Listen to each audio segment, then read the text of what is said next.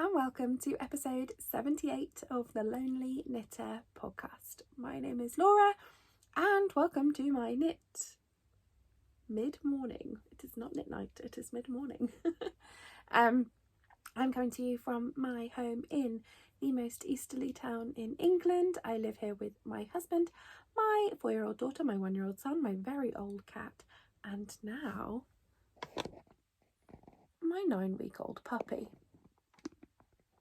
Things have happened around here since I last spoke to you.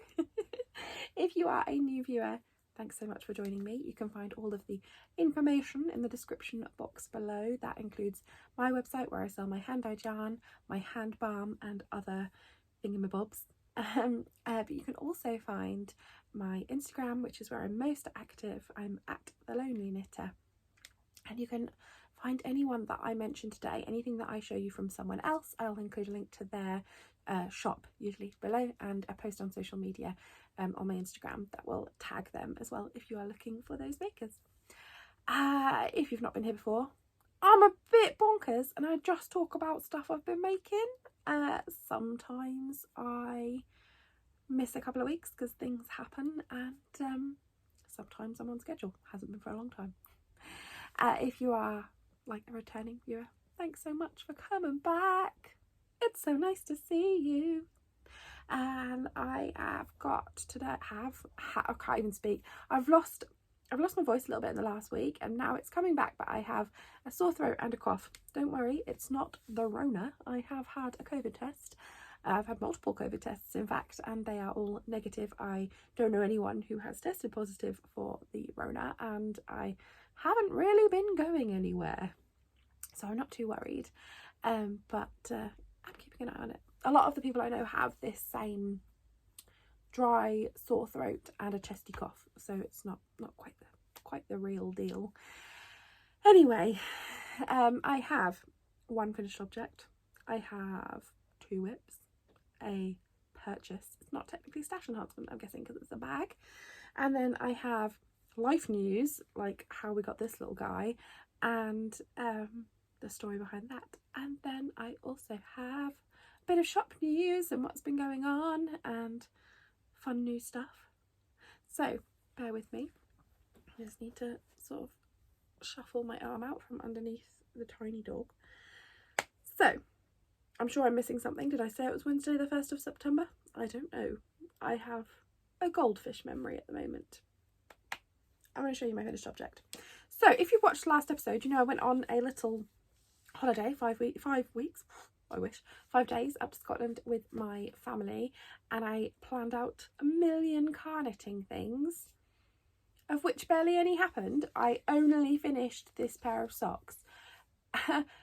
Yeah, I don't know who I thought I was to go on it was like 10.5 hours back from Inverness, 10.5 hour car journey with a 4 and a 1-year-old, and thought that I would have time to do things for me.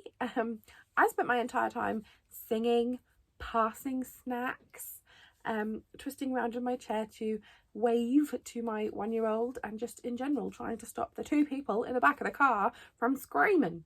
So yes, it was not exactly what I had planned, but I did finish these, and these are the Miss March Beth socks. So they are Little Women inspired, and these ones are named for Beth from the Little Women book, and it's Beth March.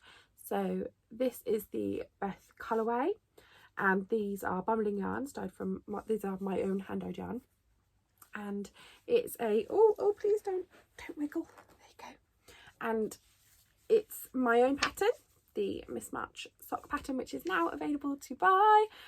It's been tested, it's been looked over, and it is up on my own website and Ravelry. I know that Ravelry isn't accessible for everybody. From now on, every single pattern that I write and release will go up on my website and Ravelry. Usually will hit my website first, but there'll not be lots in it. I have had quite a few people who have said that they would like to continue purchasing them through Ravelry, but I do understand that it's not accessible for everybody. I have now as well taken all the patterns that are available to purchase on Ravelry that I've published, and they are now all on my website as well. So if there's anything of mine that you ever liked the look of but aren't a Ravelry user, they are available on my website, links below. So this pattern is mirrored, so it goes on what would be the inside of the top of your instep stitches, like this, and then the other side is a vanilla sock. I love this sort of pattern because I like there to be just enough interest for me to keep me going, but I do like a bit of vanilla sock. I just quite often get bored and don't finish them and pick up another yarn because there's so many pretty yarns in the world. But yeah, something to just get you through a little bit. It is nice and simple. It's all written out in the pattern and knit on a 64 stitch sock for me, but it's really easy to transfer this onto any size sock that you would like to knit. So those are up, and this is my first in a series. So I have already cast on, in fact, now that I've shown you my one finished object, I will show you my first whip. I have cast on and then not knit anything on it for the last week, the Joe socks. So this is the first time that I'm showing them here, but Jo March is my next victim for the sock knitting patterns. I am knitting a Jo March sock, and I will just get to the end of this needle before I show you, because honestly, who even am I that I left myself literally halfway through a needle? Would you not finish? It's a magic loop, it's not hard.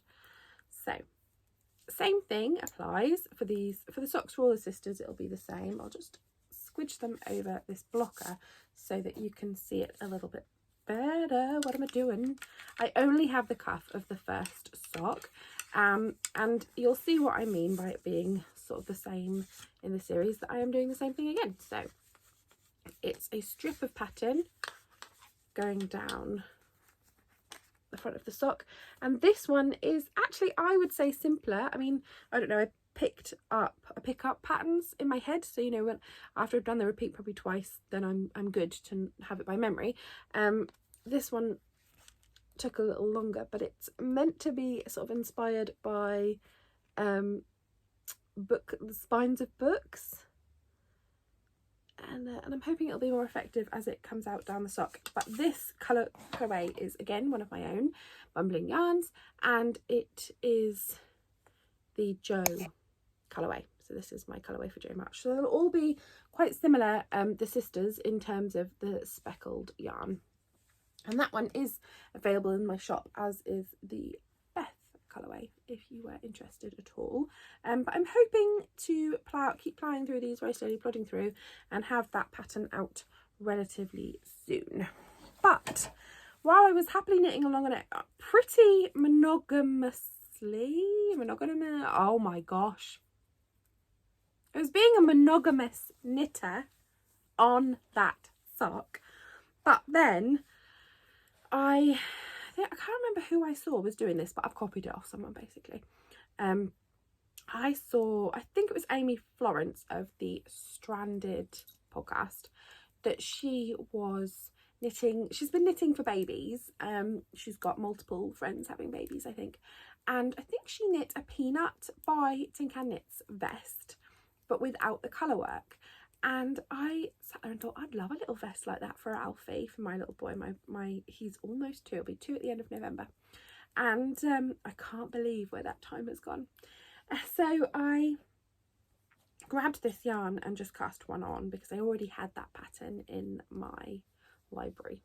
So it's a bottom up, and I bought this yarn in a de-stash from my lovely friend Jo a while ago, and it is a load of just wool, a bunch of 50-gram balls, like a whole box worth, and it is a DK, I believe, yeah, about a DK, and it's recycled wool, 100% recycled wool, and it's actually quite soft.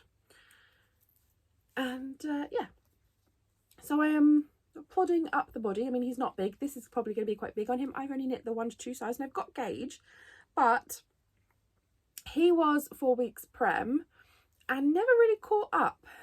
He's in 12 to 18 month clothes, but his trousers still fall down even though he's coming up for 2. So this might be a little bit big for him at the moment, but he'll grow into it. So I am just literally plodding up the body on this one. and again I'm working on Magic Loop, and it is just grey, and it has little flecks of little other colours and bits and bobs in it. But not that my children aren't deserving of hand-dyed yarn, but they don't appreciate it like an adult would appreciate it, that's for sure. So those are the only 2 whips that I have worked on in the last couple of weeks, other than a very few odd little stitches on a couple of things which don't really count. And this is my purchase.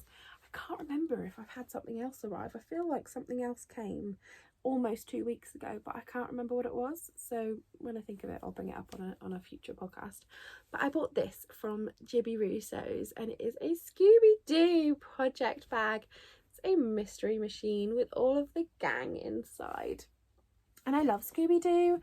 Scooby Doo was one of my little brother's favourite programmes, like back in the 90s, and I just adored it, and I was subjected to it so much that I ended up loving it, and I always wanted to be Daphne, but I was always probably really a Velma, and now I'm pretty proud to be a Velma.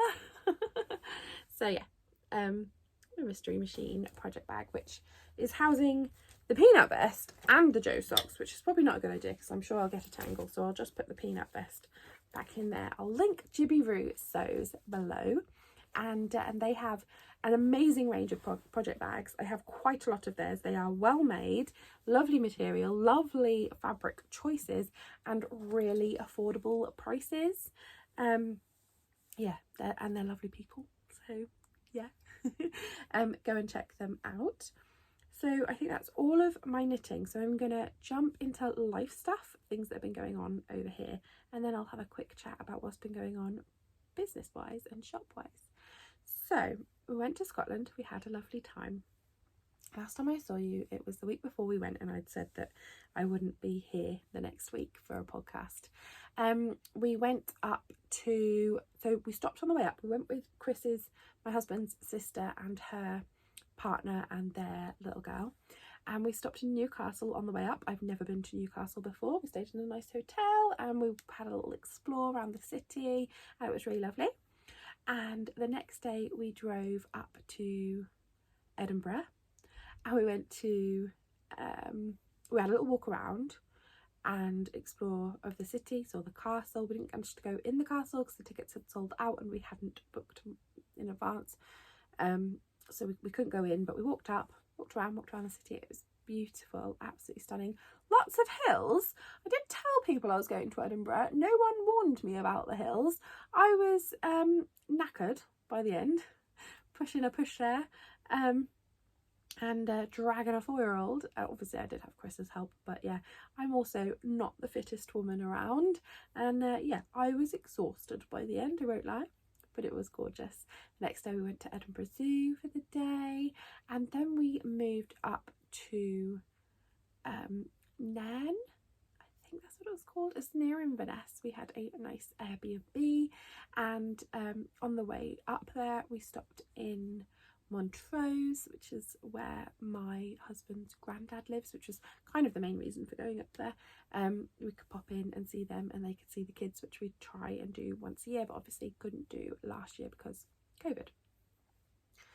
So then we had a couple of days up, stayed in an Airbnb in Inverness, but we drove up to Fort William, and we saw Loch Ness, then we went up and we saw Ben Nevis, and a few other really picturesque, beautiful places. It was stunning. Couldn't believe I was in, I was only a 11-hour drive from home. It was beautiful, absolutely beautiful. And next year when we go up, I think we'll stay further north again, drive down to like the Dundee area to see the grandparents on one day, but the rest of the time we'll stay further up because it was stunning, and hopefully we'll be able to find a dog-friendly place, and we'll stop on the way up and hopefully be able to take this little man with us.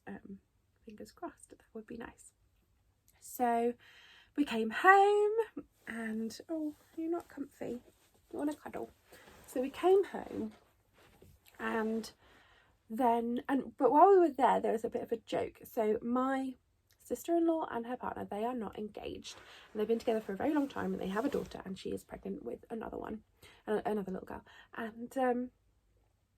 And it took Chris 9 years to propose to me, and we were winding him up, like, when are you going to propose, sort of in a jokey way that you can with people that you know well. I wouldn't go up to someone I didn't know well and hadn't had a history with and say that, but yeah. So we were all having these jokes, and they knew I wanted a dog. I've wanted a dog for a long time, but we were going to put it off until Alfie goes to school, so another sort of 3-ish years, 2-3 years.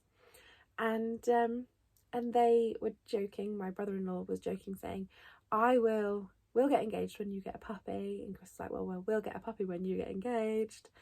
And then they spent an extra day on the way home and stopped in Yorkshire on the way back and got engaged.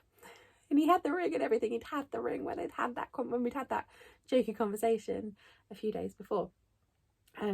So Chris was like, well, we're not getting a puppy. And but we did have a look at a few online, and some of them were so expensive. I wanted a cockapoo. I was happy with anything, to be honest. I really would have been happy with anything. Chris is much more into bigger dogs, and there are certain dogs. He really wanted an Old English sheepdog, very expensive. I know a lot of people with cockapoos. My parents-in-law have a cockapoo who is gorgeous, and I know a couple of other people who have cockapoos, and then one of my good friends has multiple cockapoos, so I knew I wanted a cockapoo, but I just couldn't afford them. They were so much money, and so I was like, I'll have whatever puppy I could get. And we were looking at shelters, but most of the shelters have older dogs, and with the children being so young, I was nervous to get a dog from a shelter that could have a history that I didn't know. You know, I need a little bit more sort of security and have the puppy. So I couldn't find a puppy at a shelter, and that was fine, because we were like, we'll wait, do it next year. And then we found a local breeder, a local farmer who had a litter of cockapoos, and they were both her own dog. The parents were both her own dogs, and she was literally just down the road, and she wanted like £800 per puppy. And we went and saw her. We checked all their health certificates and everything that she provided us with. Yeah, I said to Chris, we'll wait till next year, and he was like, well, that's affordable, let's just go and see them. And we went to see them, and we fell in love with this little man. There was him and one of his sisters left available, and he came over and sat on my feet and just sat there. And she was like chewing at my husband's leg and running around like crazy and bumping into the children, and he just sat on my feet. And yeah, and he can be crazy. He definitely can be crazy, but he's only 9 weeks today, so he's still at that point where he sleeps quite a bit. And he's a pain, but he's my pain, and he's quite hard to see, I imagine, because he's black. He does have a little bit of white on his back toes and on his chest, and just under his chin, but his name is Frank, and I love him. And it's been a nice bit of company for me. I find him really de-stressing, and I don't know why, because he's so much work. You're so much work, mate. He's so much work, but I don't know what it is about him. Literally, I can breathe again. It's crazy. I've been having some seriously bad panic attacks. I can't remember sort of more than a 2-day period when I hadn't hyperventilated, and I got him on Thursday, and I had a panic attack on Wednesday, a really nasty one, and it's now the Wednesday of the next week. It's been almost a week without me having a panic attack. I don't know if it's just because I'm distracted with him, or if I can just pick him up and have a cuddle. I don't know what's going on, but I feel better than I've felt in such a long time, and at the moment I'm attributing that to Frank. We are crate training him. I'm not coming on YouTube to have arguments about how you train your dog. I have a cockapoo book that a lovely Instagram friend sent to me, and it does say in there that cockapoos are quite bad for separation anxiety, and if you can train them to have a place that is their den, their safe place, and also a place where my children don't go. I'm really strict on the kids not going into his crate. So he does quite often just take himself off in there for a little while to have a quiet 5 minutes. I don't shut the doors until it's night time, or unless we're going out, but I don't really go out anywhere. And I've been sleeping on the kitchen floor next to his crate. We have now moved it into the living room because I think he does better with it being in a place that's where he is more often during the day.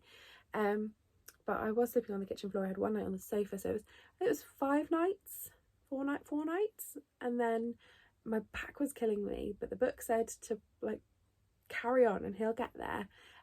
He's fine if I was near the crate, but if I went away he would cry, and I'm not leaving him crying there for ages, mainly because he'll wake my kids up and I feel like a mean person in general. He wasn't calming down, so it was just going to make him have an issue, so I was staying next to the crate. And then yesterday I had quite a lot to do, and he spent a bit of time in there, and he didn't cry, didn't whinge or anything, so I put him in there when we went to bed. I went upstairs. I just sat there on the bed next to Chris going, I'm not going to sleep yet. I just need to see when he's going to cry, because he doesn't go through the night without going to the toilet yet. But most of the nights previously he's only actually gone once in the night. I've taken him out multiple times, he's only gone the one time. And eventually I laid down, went to sleep. So it was at 10 o'clock we went up. At 12:45 he cried, barked actually, it wasn't really much of a cry. I went straight down, took him out, he had a wee, put him back in his crate. Well, actually he went back in his crate, slumped straight back down, went straight back to sleep. I shut the door. He barked again for a wee at 6:20 this morning. So yeah, I'm back in my bed, so I'm hoping that continues and goes on tonight as well. But he seems so happy in there now, so I'm really proud of him. And he has his first set of vaccinations tonight, 6:30. We are going to the vets for his first ever set of vaccinations. He isn't usually allowed in here with the wool, so I'm not scared he'll get near it. But I thought I'd bring him in here as I'm shutting myself in here to record. He's normally in his pen, which is just outside in the garden. We've got him a nice big pen just for if I can't 100% watch him. Don't want him getting into anything in the garden.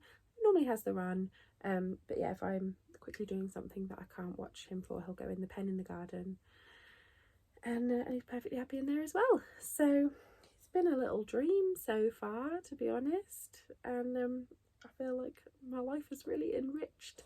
And I'm also hoping, fitness wise, that he'll help me out when he can go for walks. Once he's 2 weeks after his second jabs, we can start going for lots of walks and getting out of the house a bit more, and I think that'll be good for my mental health as well, especially with Ellie going full-time to school in September. Well, next week we're already in September. This time next week my little girl will have been on her second day of big school, well, primary school, but she calls it big school because she was at nursery attached to the primary school before. So that's all the Frank stuff, I think. All the stuff about you, mate. And now I'm on to shop stuff, so I kind of need my hands again, Frank. Do you think you can settle back on my lap? Thank you. He keeps tucking his head under my arm, and then I feel bad like moving my arm at all. Oh, my throat is really going. So, business and shop stuff. While we've had this little break in recording, I had the fibre block party weekend where I was a virtual vendor. It was a virtual show. There was no in-person vendors. And behind me you will see some of the yarn that is available in the website that I had as part of that update. So if you fancy going and having a look at some of my new colourways, I have got a... Sorry, Frank. I have got a Hocus Pocus themed... This is just a bunch of Hocus Pocus colourway. I have Summer Haze, which was dyed specifically for the show. Capeside Creek Dwellers, which was my Dawson's Creek one. This is Secret Water, which is an Arthur Ransom Explorers and Amazons books inspired one. Footloose. Yeah, there's a bunch of new ones over on the website at the moment. And I'm in full-on prep mode for Perth Festival of Yarn. If you are purchasing from me at the moment, you might spot a little leaflet in the in your order tucked in from Perth. So Perth Festival of Yarn is next weekend. Well, not this weekend coming, but the next one. They have a virtual catalogue that will be going on for the whole, a virtual festival that goes on for the whole week. So check them out on Instagram at Perth Festival of Yarn up in Scotland. I am really excited to be going up to Scotland, especially so quick again after being up there for our holiday. This is going to be very much a different trip. No children in the car. I am doing a solo drive for the, I think it's about 9 hours up to Perth, and staying with some lovely yarny friends and vendors for the show. Oh, hello. You're a bit more woken up. So yeah, I will be up there. So if you're coming along, or if you are anywhere in the vicinity and fancy a road trip and coming over to see us, or fancy travelling and staying, we'll have a fabulous time, I know. It's just nice to be back to shows and vending at them especially. But I've been going to shows for years, and not going to them for last year was, yeah, it was a bit of a change, a bit different. So it's nice to be getting back to normal. So yeah, there's a lot of new things up in the shop at the moment, and I will be at Perth with even more new things. Crafters Balm is available in the shop at the moment. I did put an update in when I did put a new load in when I had Fibre Block Party. So if you'd been looking for Crafters Balm, I know it's been a little while since it's been in the shop, but it is all up there now. And the next thing, Halloween. I've had quite a lot of people ask me what I'm doing for Halloween, because a lot of people know that it is like my favourite. Halloween is my favourite. And autumn is my favourite. Autumn and winter are my two favourite seasons. Autumn is my most favourite. I just love it. I love it. I love it. I know it's the same for a lot of people, so I know quite a few of you will get me on this. Oh, this little man has like flipped himself backwards and is sitting like a baby. Like an actual baby. Yes, I'm talking to you, sleepy boy. So, yeah, Halloween, sorry, giant hand in front of the camera. Halloween is coming, and I have tons of plans and ideas in my head for Halloween, but so many of them just can't happen while I have teeny tiny little children and a teeny tiny little dog, because I just don't have the time. As well as that, can't speak. Advent is in full swing. I sold my Advents much earlier in the year, and I'm in full putting them together mode, so I just haven't got as much time as I would like to really push into Halloween. I should have done it earlier in the year if I wanted to do something bigger. It just wasn't happening this year. So what I have got, my Halloween offering for this year, has now been posted on my website and on my Instagram, and you can choose if you would like to join me between, and I say you can choose, you could go for both if you really fancied it, between a Scooby Halloween and a Stranger Halloween. So both my Halloween packages will have 100 grams of sock yarn in a skein and two 20-gram minis. None of those will be semi-solids or solids or tonals. These are all going to be dyed with the TV shows that they are themed around in mind. So you're going to get some amazing differences and colours on those three skeins of yarn. So two 20-gram minis and one 100-gram.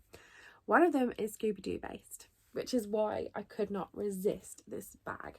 When I saw it a few weeks ago, I was like, that was my plan. It was meant to be. I had to have a Scooby bag.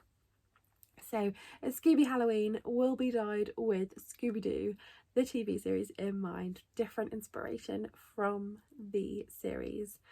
I loved Scooby Doo when I was a kid, and yeah, definitely the 90s and earlier, like the show that I was watching when I was little, and that was on before I was even born, but not the less likely to be like the really recent ones, because I know they have revamped them now. But yeah, so that'll be dyed with that in mind. And then the other option is a Stranger Halloween, and it's the same thing again. You get 100-gram skein and two 20-gram skeins, and they'll all be dyed differently for inspiration behind the TV show that they're part of. A Stranger Halloween is inspired by Stranger Things, because if you've been following me for more than a few minutes, you know that I love Stranger Things. I love it. I love it. I had wanted to do, and this is an idea that was from earlier in the year, a Nightmare Before Christmas Halloween idea. I am currently wearing my Nightmare Before Christmas leggings and top. I am a little bit my Nightmare Before Christmas in love, and if I get the chance, I will put up a colourway and stitch marker for Nightmare Before Christmas, but I don't know if I'm going to get a chance to. That might end up coming out at Christmas or even next year. And I had seen a lot of other people doing Nightmare Before Christmas themed things this year, so I just thought I will go with my other ideas. I'm not gonna lie, I had a bunch more ideas. There are so many Halloween things that I would love to do, so I'll save some of those for next year.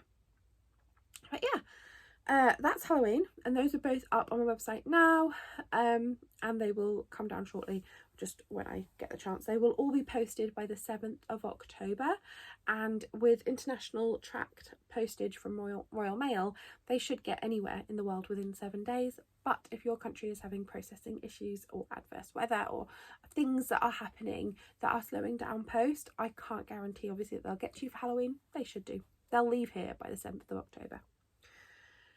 And I think the last thing shop-wise that I had wanted to talk about was the Stephen West Mystery Knit-Along.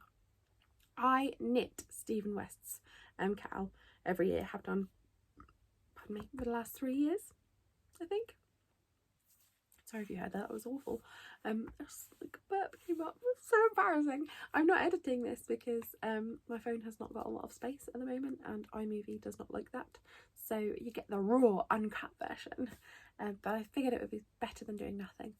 So Stephen West cowl, I've done it for the last 3-ish years. Last year I dyed up a set specifically for the knit-along and had loads of fun with it.